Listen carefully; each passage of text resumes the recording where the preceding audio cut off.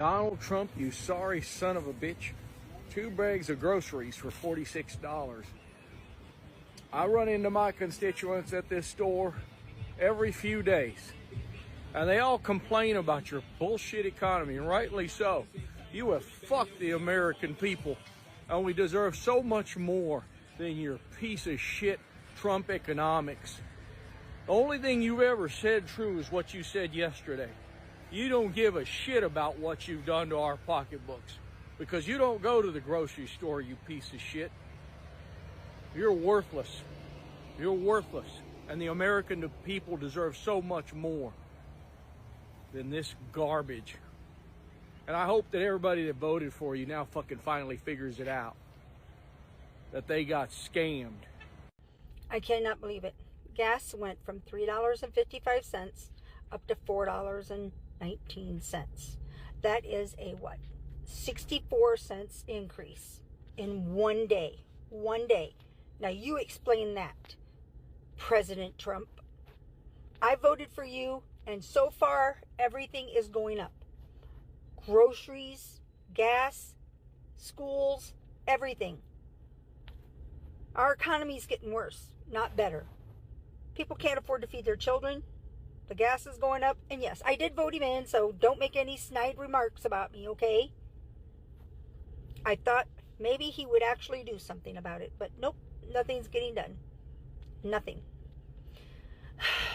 64 cents a gallon. It's ridiculous. Walmart right now is still at $3.55, so I'm filling up. This is just getting out of hand. We didn't vote for Trump because we wanted lower prices.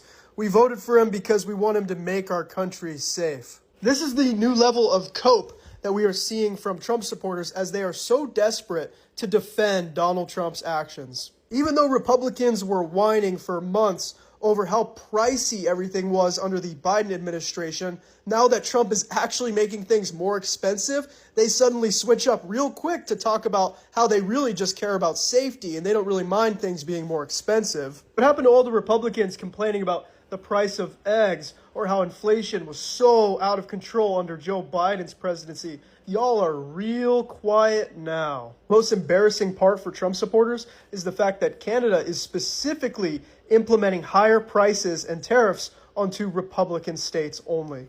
I wish I could say I feel bad for you, but honestly, you get what you voted for, and you're about to find out. So in conclusion, not only is Trump not bringing inflation down, but he's actually making things more expensive for you and your families. Good job. I have some interesting breaking news.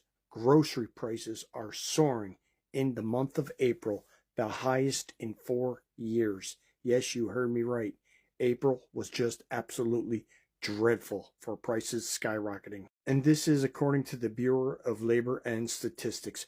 Also, Mr. Donald Trump's economic approval rating is absolutely the worst ever in history.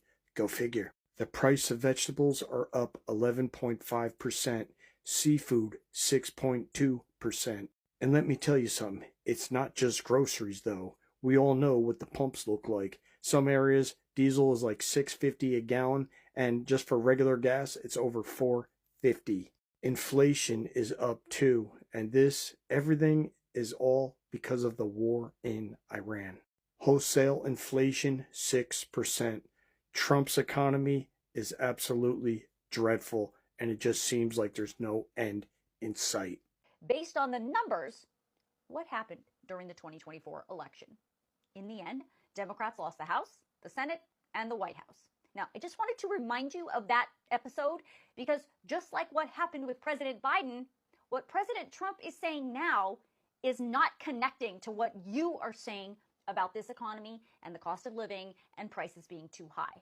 Okay, so now let's get into the actual numbers. You heard Trump say gas prices are getting close to $2 a gallon. According to AAA, as of yesterday, the average price for a gallon of regular gas in this country was $3.08. That is only 3 cents cheaper than it was a year ago.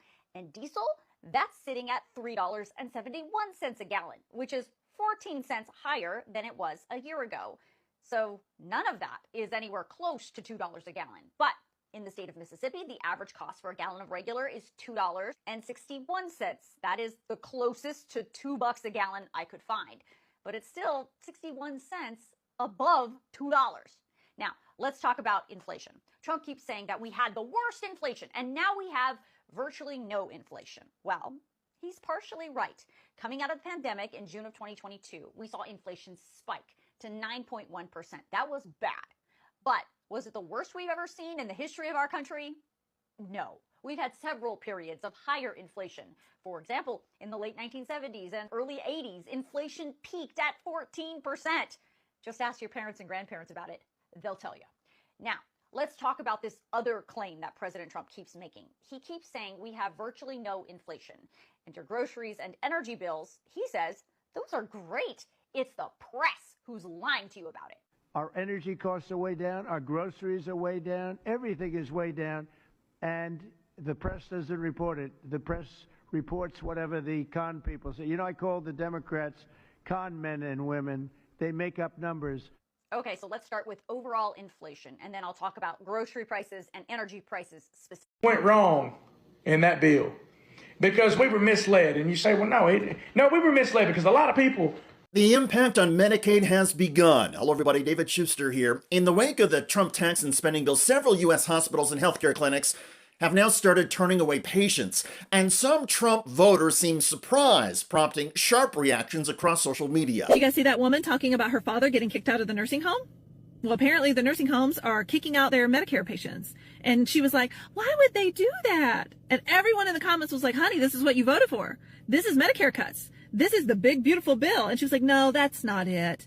Yes, it is. I work in skilled nursing. 90% of the residents that are in there, they are Medicare patients. These buildings stay open because of Medicare. They will close down. They will not care for your aging parents and grandparents for free. They will send them home to you. You will have to quit your job and stay home and take care of them. That means you're going to have to be the caregiver for your father, your husband, your kids. You're going to have to quit your job. You're going to do all this on half the income for your household. By all accounts, the pressure on family caregivers is intensifying. Analysts say that as patients lose health coverage or are denied coverage, the responsibility for helping these people falls on family and friends. And for them, that can mean being forced to give up or scale back other work or employment. The economic ripple effect, state by state, is projected to be significant. Tony Ann Richard is the CEO of a group of community health centers in Missouri. This particular bill would hit Missouri to the tune of 27%.